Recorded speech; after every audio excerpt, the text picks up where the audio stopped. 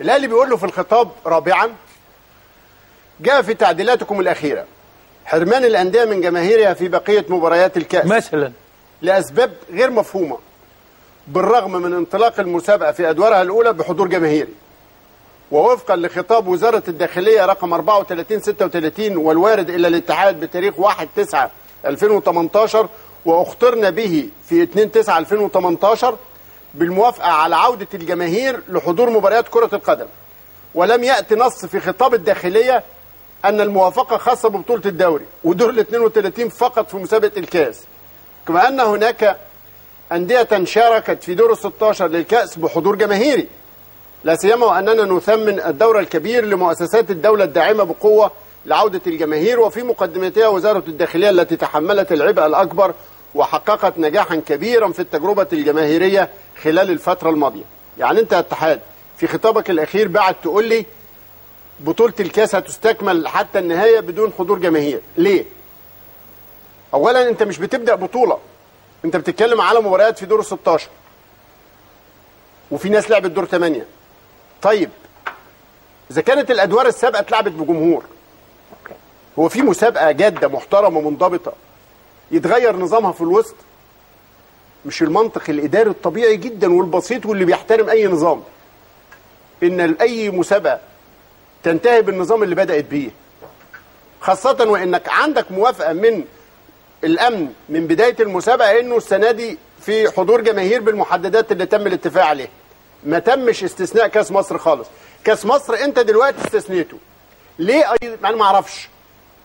هل انت عايز تراعي ان في انديه تاهلت او عايزه تتاهل وما عندهاش جماهير فانت بتساندها وبتراعيها، بقيت انت جمهورها يعني؟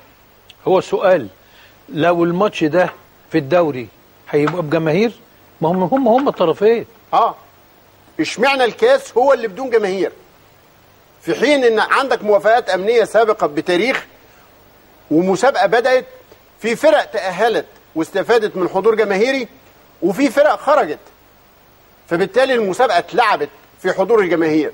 ليه في النص اتفاجئ ان انت بتحرم الانديه الجماهيريه اللي مستمره في المسابقه من جمهورها؟ دي مساله في خطاب الاهلي رابعا. ده الخطاب اللي اتبعت النهارده واللي جاي هو المهم. وعليه بيقول للنادي الاهلي: وعليه فاننا نخطركم مجددا برفضنا القاطع لاستبدال مباراه الاهلي وبيراميدز في الدوري التي كان مقررا اقامتها يوم 28 فبراير الجاري، يعني يوم الخميس اللي جاي، بملعب السلام وفقا لجدول الدوري الذي تلقيناه منكم في 8 يناير الماضي بمباراه الفريقين في الكاس، ونتمسك بحقنا المشروع. ما تقوليش لا انسحاب ولا تهريج ولا الكلام اللي انت بتقوله، ده كلامي من عندنا.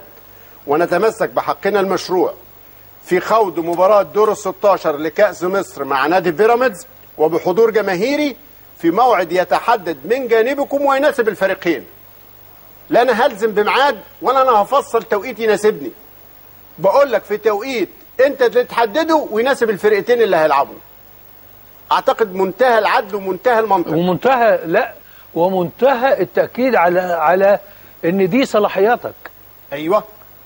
بيقول له ثانيا: التأكيد على احتفاظ النادي الاهلي بكافة حقوقه المشروعة دون تفريط حيال الإجراءات القانونية التي اتخذها مجلس الإدارة بخصوص انتهاك اللوائح في اجتماع اتحاد الكرة مع رؤساء وممثلي الأندية يوم 6/2/2019، والذي ترتب على توصياته حسب ما أعلن المتحدث الرسمي لاتحاد الكرة في وسائل الإعلام التعديلات التي طرأت على جدول الدوري وتحديد المواعيد الجديدة لمباريات الكأس. وتفضلوا بقبول وافر التحية.